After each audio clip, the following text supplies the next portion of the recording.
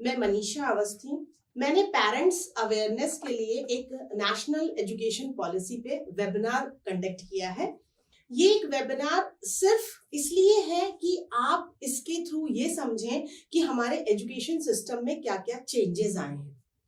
परिवर्तन या चेंज किसी भी चीज में लाना बहुत डिफिकल्ट होता है, क्योंकि जब भी कोई चीज बदलती है हमें कहीं ना कहीं उसके बारे में ये समझना जरूरी होता है कि वो बदलाव की जरूरत क्या थी। अगर बदलाव किया गया है तो इसका मतलब उसमें कुछ ना कुछ हमें पॉजिटिव ही मिलेगा।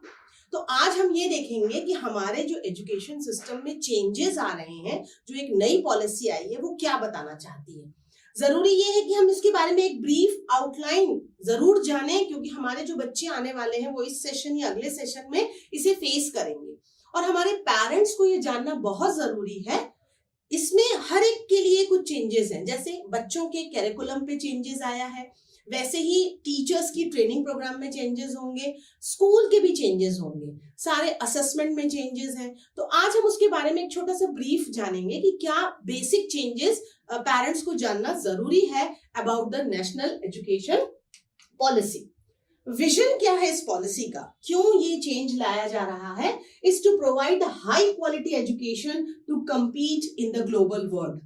यू कैन सी इतना ज्यादा टेक्नोलॉजी वाइज हमारा वर्ल्ड क्या, अब इंडिया ने ही बहुत कुछ चेंजेस ऑप्ट कर लिए हैं ड्यू टू कोरोना, कोविड और पेंडेमिक के कारण हम कितना ज्यादा टेक्नोलॉजी पे डिपेंड हो गए हैं। तो हमारे बच्चों को वो क्वालिटी एजुकेशन देना है जो हर एक जगह पर जाकर हमारे बच्चे फ्लरिश करें और बहुत अच्छे तरीके से उसे चैलेंजेस को फेस कर पाए। तो हाई क्वालिटी एजुकेशन जो है वो देंगे हम। Curriculum and pedagogy must develop a sense of respect towards the fundamental duties and Constitution of India. हमारी जो राइट्स हैं, जो ड्यूटीज हैं, या एक परफेक्ट सिटीजन बनने के लिए जो हमें जानना चाहिए, उसका हम एक डीप नॉलेज देंगे। देखिए, एक एजुकेशन ही ऐसा वेपन है जिससे आप सब चीज कर सकते हैं, है ना। तो हम अपने बच्चों में बचपन से ही अपने कॉन्स्टिट्यूशन के प्रति, अपनी कंट्री के प्रति एक बहुत ही डीप बॉन्ड क्रिएट करेंगे through our curriculum. Actually curriculum and pedagogy क्या होती है? पेडागोजी होती है कि जो भी हम एक्टिविटीज करते हैं या सेट ऑफ परफॉर्मेंस करते हैं रिलेटेड टू एजुकेशन, कहना चाहिए कि जो शिक्षा के क्षेत्र में हम चीजें अपनाते हैं उसे हम कहते हैं पेडागोजी। और कैरिकुलम होता है जो हम सेट ऑफ कोर्स डिसाइड करते हैं। कंटेंट, तो हमारा कंटेंट कुछ ऐसा बनाया जाएगा जिससे हमारे बच्चों में हमारे कॉन्स्टिट्यूशन, हमारे इंडिया और हमारे देश के प्रति जागरूकता भी हो, प्रेम भी हो, और हम कुछ एक नई तरीके की फीलिंग्स उनमें डेवलप कर सकें। साथ ही साथ to develop the deep bond with the country and to sense of pride. तो ये सारे डेवलपमेंट पढ़ाई के थ्रू ही आ सकते हैं, इस पर भी ध्यान दिया जाएगा। अब मैंने आपसे कहा ना कि जब भी कोई परिवर्तन होता है या चेंजेस लाए जाते हैं तो एक्चुअली क्यों जरूरत पड़ी, तो कुछ एक की पॉइंट्स मैं आपको बहुत ब्रीफ में समझा दूंगी कि पहले हम ये जानना चाहें कि परिवर्तन हो रहा है तो क्यों हो रहा है। जब हमें लगेगा कि हाँ, ये पॉजिटिव इफेक्ट्स हैं और ये जरूरी है जो हमें एजुकेशन में लाने हैं, तब हम अपने सिस्टम को समझेंगे कि एजुकेशन में क्या क्या चेंजेस अब आएंगे। पहला इसका पॉइंट है that respect for the diversity and local context. देखिए, इंडिया, ये हम सब जानते हैं, is a land of diversities. बहुत विभिन्नता है हमारे देश में, चाहे आप देखिए स्टेट वाइज हमारे ड्रेसिंग सेंस हो, हमारा कल्चर हो, हमारी लैंग्वेज हो, सब में बहुत ज्यादा फर्क है। तो हम एजुकेशन के थ्रू, एजुकेशन के माध्यम से ये डाइवर्सिटी, इंडिया की डाइवर्सिटी हर एक बच्चों तक पहुंचाएंगे। लोकली भी हम, चाहे वो लैंग्वेज हो, लोकल कल्चर हो, अब हमारे करिकुलम में इसको इंपॉर्टेंस दिया जाएगा।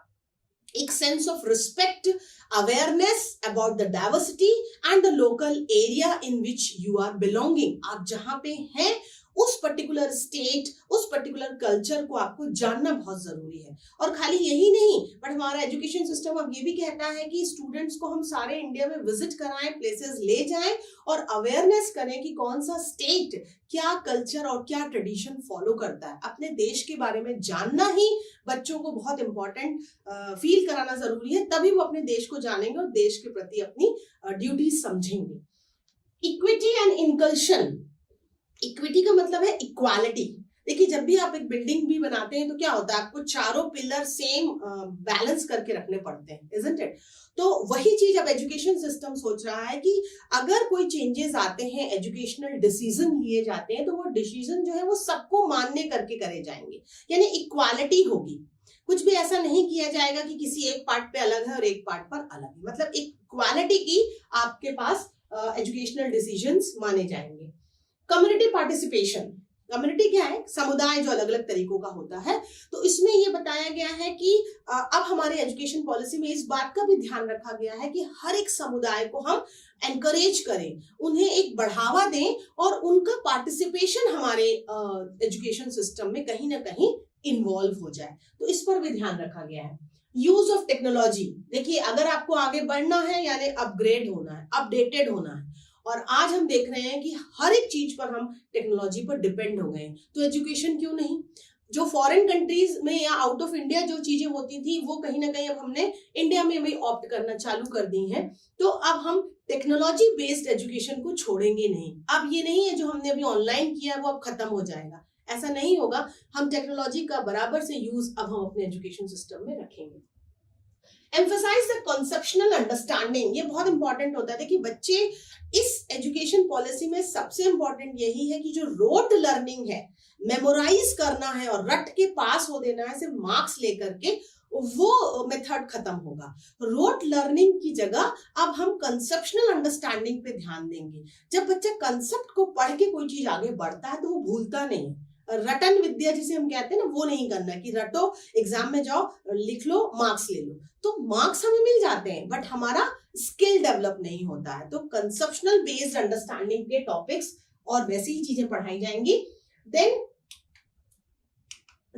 You have the unique capabilities पे ध्यान दिया जाएगा, यानी जिस भी बच्चे का जो टैलेंट है, जो कैपेबिलिटी है, वो टाइम टू टाइम एसेस की जाएगी और उसको उसी हिसाब से एजुकेशन सिस्टम फ्लेक्सिबिलिटी देगा कि वो अपनी कैपेबिलिटी, अपने टैलेंट पे काम करे। क्रिटिकल थिंकिंग एंड क्रिएटिविटी, हर एक, जब हमारी 5 उंगलियां एक बराबर नहीं होती हाथ की, वो अपने अपने अलग अलग होती हैं, वैसे ही बच्चा भी कभी एक जैसा नहीं होता है। तो हमारे एजुकेशन सिस्टम ने भी इसी चीज पर ध्यान दिया है कि बच्चे की क्रिएटिविटी को पहचानेंगे हम, उस बच्चे की क्रिएटिविटी पर कहीं पे भी कोई दबाव ना हो या उसके टैलेंट पर कहीं पे भी हम फोर्स करके उसको खत्म ना कर दें कि बस रटो और पास हो जाओ। उसमें जो भी क्रिएटिविटी है, जो भी टैलेंट है, उसे हम ग्रो करेंगे, उसे हम एनकरेज करेंगे। और एक जो ये देखा ना आपने, क्रिटिकल थिंकिंग, क्रिटिकल थिंकिंग का मतलब ही होता है कि बच्चों में एक ऐसी यूनिक मतलब डिसीजन मेकिंग की कैपेबिलिटी डाल दीजिए या सिखाइए उन्हें कि क्या गलत होता है, क्या सही होता है। एक विश्लेषण जिसे हम कहते हैं ना, वो उसे कर पाए कि क्या चीजें उनके लिए सही है और क्या चीजें गलत है। एक थिंकिंग डेवलपमेंट कोर्स भी मतलब कैरिकुलम में ऐसा रहेगा कि उनके अंदर वो आने लगेगी क्वालिटी। कंटिन्यूअस रिव्यू, ये तो बहुत इंपॉर्टेंट होता है। आप कोई भी चीज करिए, जब तक उसका आपको आउटकम नहीं मिलता है, जब तक आप उसे एसेस नहीं करते हैं चीजों को, तब तक आपको पता ही नहीं चलता है कि उसका मतलब फीडबैक लेना जरूरी है। तो हमारा एजुकेशन सिस्टम इन सब को ध्यान रखते हुए कंटिन्यूअस एसेस करना या रिव्यू करना भी देखेगा। तो आई होप कि ये आपको क्लियर हुआ होगा कि इस की पॉइंट्स पर हमारा एजुकेशन पॉलिसी में चेंजेस आए हैं। कैसा होगा हमारा 21st सेंचुरी का जो क्लासरूम स्किल होगा, ethics, moral values, justice, known about the moral things, ये सारी चीजें, सोशल रिस्पॉन्सिबिलिटी, हमें समझना है, हमारे बच्चों को सिखाना है कि हमारी सोसाइटी के प्रति, हमारे आसपास जो चीजें हो रही है उसके प्रति हमारी क्या जिम्मेदारियां हैं। हम सिर्फ यही चीज सोचते हैं कि बस पढ़ा दीजिए, सब्जेक्ट नॉलेज दे दीजिए, तो उससे एक कंप्लीट पर्सनालिटी डेवलप नहीं होती है। सब्जेक्ट नॉलेज से सिर्फ एक बुकवर्म पैदा हो रहा है। अब हम बुकवर्म नहीं चाहते हैं, हम एक सिटीजन, एक अच्छा बच्चा जो कि डेवलप होके बाहर आए तो वो देश के प्रति कुछ करे या उसमें सारी एक फीलिंग, एक सेंस ऑफ रिस्पॉन्सिबिलिटी डेवलप हो। हेल्थ एंड फिटनेस, ये तो सबसे इंपॉर्टेंट है और अभी हमें ये और पता चला है कि हमें अपने फिजिकल हेल्थ के लिए कितना ध्यान देना चाहिए, क्योंकि हम बैठे बैठे अगर कोई काम कर रहे हैं, फिजिकली एकदम जीरो है, तो हम मेंटली भी परफॉर्म नहीं कर पा रहे हैं। तो टाइम टू टाइम योगा हमें करना है, फिजिकल एक्सरसाइज करना है, गेम्स करना है। तो स्पोर्ट्स इंटीग्रेटेड एजुकेशन सिस्टम भी अब आपके पास आ रहा है। क्रिएटिविटी, हर एक चीज में बच्चा क्रिएटिव हो सकता है, ड्राइंग में, पेंटिंग में, सिंगिंग में, स्विमिंग में, स्पोर्ट्स में, म्यूजिक में, उसके उस टैलेंट को हमें एनकरेज करना है, उसकी क्रिएटिव टैलेंट को बाहर लाना है। क्रिटिकल थिंकिंग, मैंने आपको बताया एक सही विश्लेषण करना, एक बच्चे में ये आना चाहिए कि उसके लिए क्या गलत है क्या सही है। Problem solving, problem is always having a solution, ये हमें पता है, लेकिन हम सॉल्यूशन नहीं ढूंढते हैं। प्रॉब्लम के लिए हम सोचते हैं कि प्रॉब्लम क्यों है, प्रॉब्लम कैसे आ गई, प्रॉब्लम को क्या करें। इससे अच्छा उसका टेंशन लेने से ज्यादा इंपॉर्टेंट है कि how you can have the solution of that problem, वो स्किल हम डेवलप करेंगे। साइंटिफिक टेम्पर, साइंटिफिक ना जैसे साइंस होता है, जब फिजिक्स या केमिस्ट्री है वो देखते हैं तो आप उसका रीजन बताते हैं, लॉजिकल कुछ रीजन होता है जिसपे आप बात करते हैं। तो हमें भी वही टेम्परामेंट डेवलप करना है कि क्यों है, कोई भी चीज हाइपोथेटिकल नहीं होती, अजम्पशन नहीं करनी है। आपका टेम्परामेंट होना चाहिए कि आपको साइंटिफिक स्किल्स आए। कोलैबोरेशन, कोलैबोरेट होके काम करना, देखिए team work is always effective. तो हम ये देखेंगे कि सारे स्टेट्स अपने एजुकेशन सिस्टम के साथ एक कोलैबोरेट होके एक साथ आगे बढ़े। मतलब इंडिया जो है वो ओवरऑल तभी बढ़ेगा जब सारे स्टेट्स के बोर्ड एक साथ आगे बढ़ेंगे। तो क्या होता है, किसी बोर्ड में एजुकेशन सिस्टम अलग है, किसी में अलग है, तो अब ऐसा नहीं होगा। हम कोलैबोरेट करके सारे बच्चों को ऑल ओवर इंडिया एक साथ सिस्टम देंगे पढ़ने का। डिजिटल लिटरेसी, ये तो बहुत ही इंपॉर्टेंट है। आज आप देखिए घर घर में जब से हम लॉकडाउन में बैठे हैं, हमने कहीं ना कहीं लैपटॉप, कंप्यूटर, मोबाइल, टेक्नोलॉजी, इसमें हमने बहुत सी वैसी चीजें जान ली जो हम कभी नहीं जानना चाहते थे। चाहे वो हाउसवाइफ हो, चाहे वो एक छोटा बच्चा हो, चाहे उसे पढ़ना हो, चाहे कुकिंग करना हो, लेकिन आप पूरे डिपेंडेंट हो गए हैं अब टेक्नोलॉजी पर। तो फिर एजुकेशन सिस्टम कैसे अलूफ रह सकता है? तो digital literacy is very very important. तो सोचिए हमारा जो क्लासरूम बनेगा वो कितना परफेक्ट बनने वाला है कि a student will be a complete developed personality with all the qualities. एक हम सिर्फ बुकिश नॉलेज वाला बच्चा नहीं देंगे, अब हम अपने सिस्टम से एक complete good citizen with success, having a lot of talent and success in all the life, in all the fields, ऐसा कुछ करेंगे। और जैसे मैंने आपको बताया ना, हम रोट लर्निंग पे अब डिपेंडेंट नहीं है कि बस हमको बुक्स रटना है, लेकिन अब हम क्या करेंगे, हम बुक्स को तो कम कर देंगे लेकिन कंसेप्ट्स को क्लियर करेंगे। तो कैरिकुलम जो हमारा है वो कैसा डिजाइन होने वाला है, कोर डीप कंटेंट को लेके, रेदर देन कि आप सिर्फ मगिंग अप वाली चीजें बता दीजिए। मतलब जो जरूरी है उस पर हम डिपेंड करके अपना कंटेंट सेट करेंगे। अब एजुकेशन सिस्टम में क्या चेंजेस आया, ये बहुत इंपॉर्टेंट फैक्टर है कि कैसे ये जो मैंने आपको बताया कि ये की पॉइंट्स है, ये ब्रीफिंग है, ये कैसे हम लाने वाले हैं, अब उसके बारे में जो पेरेंट्स को जानना जरूरी है, जिसके लिए मैंने ये वीडियो बनाया है और जिसमें हमने एक अवेयरनेस प्रोग्राम पेरेंट्स को सिर्फ समझाने के लिए कि क्या चेंजेस आ रहे हैं। देखिए ये प्रीवियस था जो एकेडमिक स्ट्रक्चर था, हम 18 साल में ही 12th पास करके स्कूल खत्म कर देते। हमारी स्कूल लाइफ जो है वो 18 साल में खत्म हो जाती थी। 16 से 17 और 17 से 18 उस 2 साल में हम अपना 11वीं 12वीं करते थे। जब बच्चों को बोला जाता था सब्जेक्ट चूज करो, तुम्हारा कैरियर है, तुम्हें मैथ्स लेना है या बायो लेना है या कॉमर्स लेना है, जो भी सब्जेक्ट बच्चा चूज करना चाहता था उसे चूज करके वो 2 साल में अपने कैरियर बनाता था। 6 to 16, 6 साल से 16 साल तक वो पहली से 10वीं पढ़ता था। ये एक सिस्टम था हमारा। अब इसी को हमने कैसे ब्रेक किया है, ये जो ब्रेकेज हुआ है ये बहुत ही अच्छे तरीके से हुआ है, जिसमें हमारा 5 साल का जो आप कई बार सुन रहे हैं अभी 5+3+3+4, मैं बस आज आपको वही बताना चाह रही हूँ कि वो क्या है। जो 5 इयर्स है जिसे नाम दिया गया है फाउंडेशनल स्टेज, जब बच्चे का बीम फाउंडेशन बनती है, छोटा सा बच्चा आपके पास जब स्कूल में आता है तो उसका कैरिकुलम कुछ ऐसा बनाना चाहिए, उसको पढ़ाई से कुछ ऐसे इंट्रोड्यूस कराना चाहिए कि उसको उसके प्रति प्यार हो, उसे पढ़ने का उसमें इंटरेस्ट आए। तो वो फाउंडेशन में हमने कहा है कि ये कुछ तरीके की बाल वाटिका की तरीके से होगी। बच्चा आएगा तो, लेकिन कोई बुक कॉपी इस तरीके का बर्डन वो फील नहीं करेगा। और एज 3 to 6, 3 to 6 का मतलब क्या हुआ, 3 to 4, 4 to 5 एंड 5 to 6, ये जो उसके 3 साल हैं वो एक बाल वाटिका में ही वो अपने फाउंडेशन या बेस को क्लियर करेगा। ये है, ये जो 3 साल है। देखिए फाउंडेशन 5 साल का है, उस 5 साल के फाउंडेशन में मैंने आपको बताया कि जो पहले के 3 साल है यानी 3 से 4, 4 से 5 और 5 से 6, ये 3 साल बच्चा जो है सिर्फ क्या करेगा, प्लेवे मेथड से या चीजों को देख के या अपनी मॉरल एथिक्स वैल्यू को समझेगा या छोटी छोटी पोयम्स पढ़ेगा, मतलब सिर्फ प्लेवे करेगा, यानी वहां से वो एंजॉय करेगा। अपने एजुकेशन सिस्टम से सिर्फ अवेयर होगा और कुछ भी नहीं।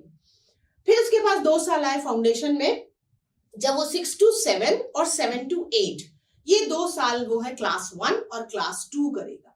इस क्लास 1 और 2 में भी उसके पास कोई बर्डन नहीं होगा। तो ये जो फाउंडेशन स्टेज आपका मैं बता रही हूँ वो क्या है, देखिए ये वाला है 5 साल का multi level play activity based learning. ये 5 साल में 3 और 2 ये खुद अपने आप में ब्रेक है।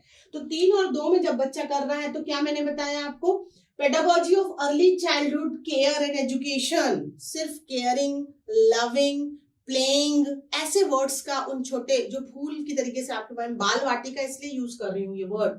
Focus on a good behaviour, courtesy, ethics, good morning, good evening, सिर्फ ये जो बेसिक बिहेवियर होते हैं ना बच्चों को जो देते हैं हम, moral values, personal and public hygiene, cleanness, focus on team work, cooperation, बच्चों को एक साथ बैठा के करना, आपस में मेल मिलाप करना, हाइजीन पे ध्यान देना, साफ सफाई सिखा, सिर्फ उन्हीं पे किया जाएगा और कुछ भी इनमें फाउंडेशनल स्टेज पे नहीं है। और इस फाउंडेशनल स्टेज को हमने कितने साल का बनाया है, 5 साल का बनाया है। जो 3 साल वो बच्चा 3 से 4, 4 से 5, 5 से 6 बाल वाटिका, 6 से 7 मतलब 6 to 7 एंड 7 to 8 वो क्लास 1 and 2 करेगा। ये हो गया आपका फाउंडेशन 5। अब आया 3, जिसे हम प्रिपरेटरी स्टेज कहेंगे। प्रिपरेटरी नाम से क्लियर है, जहां हम बच्चों को प्रिपेयर करेंगे आगे चैलेंजेस फेस करने के लिए। जब मैं आपसे कह रही हूँ क्रिटिकल थिंकिंग बढ़ाना है, बच्चे के टैलेंट को ग्रो करना है, कंसेप्ट्स को बताना है, तो इसका मतलब उसको प्रिपरेशन जो हम देंगे वो एक्सपीरियंशियल देंगे, यानी एक्सपीरियंस से जो आप सीखते हैं। देखिए आप अक्सर ये घरों पे भी हम करते हैं कि माँ बाप अपनी स्टोरी बताते हैं, अपने एक्सपीरियंसेस को शेयर करते हैं। तो बस वैसे ही कुछ होगा हमारा 3 साल का। मैंने क्या कहा, 8 to 9, 9 to 10 and 10 to 11 ये 3 साल वो क्लास 3, क्लास 4 एंड क्लास 5 पढ़ेगा। ये प्रिपरेटरी स्टेज में play, discovery, activity based and interactive classroom learning इनके बारे में जानेगा। यानी graduation, there is a gradual transition from play based learning to more formal classroom learning. अब बच्चा क्लास में राइटिंग पार्ट सीखेगा, रीडिंग पार्ट सीखेगा, एक बहुत प्ले वे एक्टिविटी से धीरे धीरे उसका ट्रांजिशन यानी उसमें बदलाव लाएंगे कि हम उसे एक interactive classroom teaching learning method के बारे में बताएं। Introduction of the subjects including physical education, art, language, science, mathematics, emphasis on reading and writing। मैंने कहा ना उसे प्रिपेयर कराएंगे, सारे सब्जेक्ट का नॉलेज देंगे, लैंग्वेजेस पे ध्यान देंगे, आर्ट्स हो, साइंस हो, मैथ्स हो, सारे, और यहाँ तक वोकेशनल ट्रेनिंग पे भी एम्फेसिस किया गया है कि बच्चा जो होगा वो वोकेशनली तैयार हो कि वो अपनी अर्निंग कर सके। टाइम टू टाइम उन्हें कारपेंटर, पेंटर्स, आर्टिस्ट इनके पास विजिट कराया जाएगा, उन्हें दिखाया जाएगा। तो आर्ट इंटीग्रेटेड या स्पोर्ट्स इंटीग्रेटेड ये सारे सब्जेक्ट सब इंक्लूड होंगे। तो ये प्रिपरेटरी स्टेज अब आपका 3 साल का हो गया। जो नेक्स्ट 3 साल आया मिडिल में बच्चा कहां से आ रहा है, क्लास 6 से 7 आ रहा है और 7 से 8 आ रहा है। तो अब हमारे पास बच्चा जो है 5 से 6 जब गया तो 11 से 14 साल का हो गया। वो 11 से 14 साल का उसका वो मिडिल स्टेज है, यानी 6 to 7 एंड 7 to 8 क्लास मतलब 5 से 6 में आया बच्चा, 6 से 7 और 7 से 8। इस समय बच्चा जो है 11 से 14 साल का हुआ, उसकी मिडिल स्टेज हुई। और इस मिडिल स्टेज में बच्चा किस में है, experiential learning in the science, mathematics, art, social science and humanities. मानवता के बारे में भी पढ़ाना है, मॉरल्स, एथिक्स जो वो फाउंडेशन स्टेज से ला रहा है उसे धीरे धीरे बढ़ाना है। अब हमने जब उसको राइटिंग रीडिंग से अवेयर करा दिया है उसके प्रिपरेटरी स्टेज पर, तो सब्जेक्ट पे फोकस किया जाएगा, एक्सपीरियंशियल लर्निंग दी जाएगी मिडिल स्टेज पर। Subject oriented pedagogical and curricular methodology, subject teachers for learning discussion of the more abstract concepts in each subject across the science, mathematics, art, social science and humanities। पेडागोजियल मैंने कहा ना, एक activities जो हम education से related perform करेंगे उन सब पर कंसेप्ट बेस्ड चीजें होंगी, सारी एक्टिविटीज उसी पर बेस्ड होंगी और सारे सब्जेक्ट के कंसेप्ट आपके बहुत ही क्लियर कोर नॉलेज दिया जाएगा इन द मिडिल स्टेज। आपका मिडिल स्टेज पूरा क्लियर होने के बाद 14 साल के बाद बच्चा जो है 9th से आया, तो 14 से 15, 15 से 16, 16 से 17 और 17 से 18, 4 साल है उसके पास। तो वो जब 14 से 15 गया तो 9th, 15 से 16 10th, 16 से 17 11th और 17 से 18 12th। देखिए पहले और अब में, तब भी 18 साल के बाद ही बच्चा 12th पास आउट होगा, लेकिन अब ज्यादा परफेक्शन के साथ वो 9th से 12th आ रहा है, जिसे हम सेकेंडरी स्टेज बोल रहे हैं। तो अब हमारा मिडिल खत्म हो गया, क्लास 8 तक। अब उसके बाद जो सेकेंडरी स्टेज आ रही है उसमें बच्चा फ्लेक्सिबल है, वो कोई भी सब्जेक्ट चूज कर सकता है, अपने सारे सब्जेक्ट्स पर डिफरेंट तरीके की चीजें पढ़ सकता है। उसे हमने सेकेंडरी स्टेज किया है, जहां वो greater critical thinking, multi disciplinary study, flexibility and student choice of the subject. Flexibility का मतलब ये है कि बच्चा कुछ भी चाहे तो कर सकता है। उसे लगता है कि वो फिजिक्स के साथ म्यूजिक ले ले, उसे लगता है वो म्यूजिक के साथ ज्योग्राफी पढ़ ले। तो फ्लेक्सिबल है बच्चा, जिसमें क्रिएटिव है, जिसमें टैलेंटेड है, वो फील्ड वो चूज कर सकता है। और higher critical thinking skill develop करना है, क्योंकि जो हायर ऑर्डर क्वेश्चंस आएंगे, अगर बच्चा ये सारी स्टेज पर परफेक्ट है तो सेकेंडरी में डेफिनेटली वो higher order skill critical thinking develop कर लेगा। यानी सेकेंडरी जो हाई स्कूल स्टेज रहेगी, 4 years of multi disciplinary study, 4 साल है आखिरी के 9वीं से 12वीं, जब वो मल्टी डिसिप्लिनरी अलग अलग चीजों पे जा सकता है। Greater depth, greater critical thinking, greater attention to life aspiration. जो मैंने आपको कहा ना, थिंकिंग बता दी मैंने, टैलेंट बता दिया, अब मैं कह रही हूँ कि ट्रेनिंग इस तरीके से दी जाएगी उन 4 सालों में कि वो पता चले कि बच्चा कहाँ कहाँ अपने आप का अर्निंग या जॉब ओरिएंटेड हो सकता है। अटेंशन टू लाइफ एस्पिरेशन, देखिए बच्चे को हम आगे के चैलेंजेस फेस करने के लिए तैयार कर रहे हैं। आज के बच्चे जब 12th के बाद बाहर की लाइफ देखते हैं तो sometime they get completely blank कि अब क्या करना है मुझे, फ्यूचर नहीं समझ पाते हैं। लेकिन अब हमारी एजुकेशन पॉलिसी उस फ्यूचर के बारे में पहले से अवेयर कराती रहेगी, या बच्चे को इस ऐसे तरीके से लेके तैयार करेगी कि हाँ, वो अपनी लाइफ में उसे क्या करना है वो 12वीं निकलते तक उसे क्लियर हो जाएगा। Greater flexibility and student choice, exposure to more subject and enable greater flexibility, more frequent assessment of the modules। ये असेसमेंट का जो पार्ट है वो टीचर के पार्ट पे आता है कि हमें टीचर्स को कैसे तैयार करना है, कि बच्चों को टाइम टू टाइम कैसे असेस करना है। अलोंग विद दिस अब असिस्टेंट में पेरेंट का भी इन्वॉल्वमेंट है, क्योंकि देखिए ये ट्रायंगल होता है एजुकेशन, बच्चा, पेरेंट एंड टीचर, ये तीनों मिलके काम करते हैं बच्चे के ऊपर। तो जब टीचर काम कर रही है तो पेरेंट का भी उतना ही इन्वॉल्वमेंट है उसमें, तो वो हम लेटर ऑन करेंगे। अभी मेरे ख्याल में आपको ये क्लियर हुआ होगा कि हमारी जो एजुकेशन पॉलिसी है वो किस तरीके से ब्रेकअप हो गई है, 5, 3, 3 एंड 4। वो आपको इनका कैरिकुलर स्ट्रक्चर या पेडागोजियल न्यू पेडागोजियल स्ट्रक्चर आपको क्लियर हो गया होगा। Foundational, preparatory, middle and secondary, ये आपका क्लियर हो गया।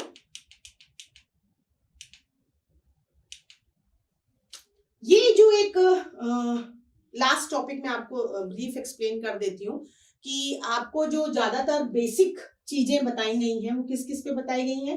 कॉम्पिटेंसी बेस्ड एजुकेशन, जो मैंने शुरू में बताया कि ग्लोबल वर्ल्ड में compete करने के लिए आपको तैयार करेंगे, सारे प्लान्स जो है उसी पर बेस्ड बनेंगे। Integration of the subject, art integrated, sports integrated, ऐसे सारे सब्जेक्ट्स को हम मर्ज करेंगे।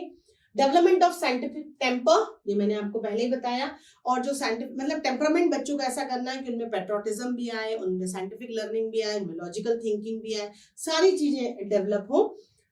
No silos among the subject and learning. अभी क्या होता है, एक फाइन लाइन होती है अलग अलग कि कैरिकुलर ये है, को कैरिकुलर ये है, ये आपकी एकेडमिक है, ये वोकेशनल है, इसमें कंपटीशन है, इसमें नहीं। अब वो वैसी फाइन लाइन भी नहीं रहेगी। नाउ को करिकुलर, कैरिकुलर, एक्स्ट्रा करिकुलर, कोई भी गैप नहीं है इनके बिटवीन में, no separation. Science and humanities, sports, art, academic, अब सबके बीच में जो गैप हुआ करता था वो हटा दिया गया है। एम्फेसिस ऑन डिजिटल लिटरेसी, ये मैं आपको पहले ही बता चुकी हूँ। And promotion of multilingual teaching, ये एक इंपॉर्टेंट पार्ट आ गया है कि हमें अब एक स्टेट लैंग्वेज, लोकल लैंग्वेज पर जरूर एम्फेसिस करना है। हम अपनी बुक्स को भी उसी तरीके से लगा सकते हैं, मतलब हमें अपनी लोकल लैंग्वेज पर ध्यान देना है, उसे प्रमोट करना है। तो हिंदी, इंग्लिश, एक लोकल लैंग्वेज और मल्टी क्योंकि क्या होता है, पढ़ाई में कभी भी एजुकेशन को बैरियर नहीं बनाना है। अगर हम डिजिटल लिटरेसी करते हैं तो उसमें भी language is not the barrier, कि हम क्योंकि ये लैंग्वेज नहीं जानते इसलिए पढ़ नहीं पाए, तो that will be not done. तो आई थिंक हमने सारी चीजों पे जो है वो फोकस कर लिया है। ये बहुत सारी चीजें ऐसी हैं जो आपको पता होनी चाहिए थी। इसमें एक इंपॉर्टेंट पॉइंट ये भी है कि all the text book shall aim to contain the essential core material deemed important on the national level, but at the same time they contain desired supplementary material as per the local context and need. वैसे तो हमारी books जो हैं वो जरूर core subject या core content पे है, लेकिन अगर आपको जरूरत पड़ती है तो कोई आप सप्लीमेंट्री बुक्स जरूर उसमें ऐड कर सकते हैं जो आपके लोकल स्टेट या एरिया के लिए जरूरी है। Formulation of the new and comprehensive national curricular framework for the school education, which is NCFSE 2021, will be undertaken by NCERT and based on the principle of the new education policy. तो अब वो ले लिया गया है और new formulated books आएंगी। वही बुक्स के बारे में मैं आपको बताना चाह रही थी कि जो मेन कोर सब्जेक्ट पे होंगी। where possible school and teacher will have to choice in the test book they employ from among a set of test book that contain the requisite national or local material. Teachers और school इसके लिए free hand है कि कुछ वो चीजें add on कर सकते हैं other than your NCERT books. Increase the emphasis throughout the school years starting from the foundational stage. Use variety of innovative methods including regular use of puzzles, game. ये देखा होगा आपने, अभी हमने एक टॉय फेयर भी किया है वर्चुअली जिसमें हम इन्वॉल्व हुए थे। तो इस तरीके से आप ज्यादातर पजल, बोर्ड गेम का यूज करेंगे। 10 day bagless period during the grade 6 to 8, ये बड़ी अच्छी चीज है। 10 days बैगलेस, बच्चे बिना बैग के आएंगे और बहुत ऐसी नई चीजें सीखेंगे स्कूल में जो उन्हें अलग तरीके की लाइफ फेसिंग चैलेंजेस को फेस करने के लिए इजी पड़ेगा। उस समय वो वोकेशनल एक्सपर्ट्स से मिलेंगे, मैंने आपको जैसे पहले बताया, carpenters, gardener, porters. Periodic exposure to the activities outside school through the meeting local artist and craftsman. Vocational courses to be offered through the open and distance learning. Open and distance learning को भी थोड़ा broad strengthen aspect दिया गया है कि वो time to time training program करा सके। 2025 at least 50% of the learner shall have exposure to vocational education. ये टारगेट है कि कम से कम 50% तो हो जाए 2025 तक। Mother tongue, home language, local language are the medium of instruction wherever possible, जहां जहां पॉसिबल हो सकता है। अंटिल ग्रेड 5 मदर टंग या लोकल लैंग्वेज को प्रमोट किया जाएगा। Languages of India, a fun project activity in schools to familiarize with the diversity of language. जो मैंने शुरुआत में बताया कि India is a land of diversities, not only in tradition, in culture, but in language also. तो language of India इस तरीके का कोई प्रोजेक्ट या एक्टिविटी आप बच्चों को अगर कराते हैं तो वो बच्चे सीख पाते हैं कि आपकी इंडिया में कितनी डाइवर्सिटीज है लैंग्वेज पर। ये कुछ उसी प्रकार का आप देख सकते हैं कि हमने किस किस पर बेस्ड एजुकेशन पॉलिसी में चेंजेस लाए हैं, क्या क्या ध्यान रखा गया है। इवन साइकोलॉजी बच्चों की प्रोग्रेस, उसमें भी ध्यान दिया जाएगा। साइकोमोटर जो डोमेन्स है उस पर भी ध्यान है। Interactive questionnaires for the parents and the teachers and the student, जो मैंने आपको बताया एक ट्रायंगल है तो टाइम टू टाइम होगा। टीचर असेसमेंट, सेल्फ असेसमेंट, ये जो रिव्यू है ना, रेगुलर रिव्यू, ये तो सबसे इंपॉर्टेंट होता है। जो फीडबैक हमको लेना है तभी हमें पता चलेगा कि जो हमने अप्लाई किए हैं चेंजेस उसका रिजल्ट क्या है। आई होप आपको बहुत कुछ क्लियर हुआ होगा। ये इस तरीके का एक अवेयरनेस प्रोग्राम है कि जो हमारे में एजुकेशन पॉलिसी में चेंजेस आ रहे हैं उसके बारे में आप जान जाए। Thank you.